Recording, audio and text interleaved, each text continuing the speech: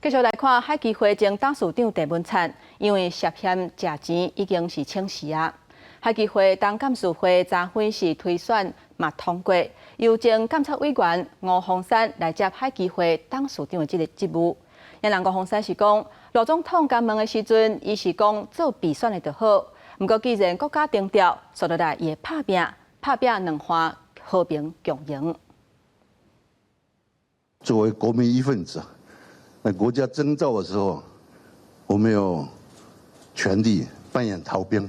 本人承诺，海基会毕竟以存好心、说真话、做实事的态度承担责任，并且以两岸和平共荣为盼望。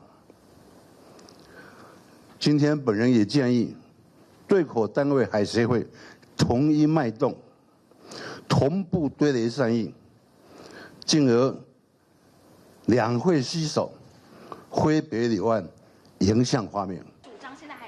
吴鸿山表示，两岸的事务是真复杂，伊嘛特别讲，罗总统就职演说的时阵，强调以对话来取代对抗，用交流来取代包围。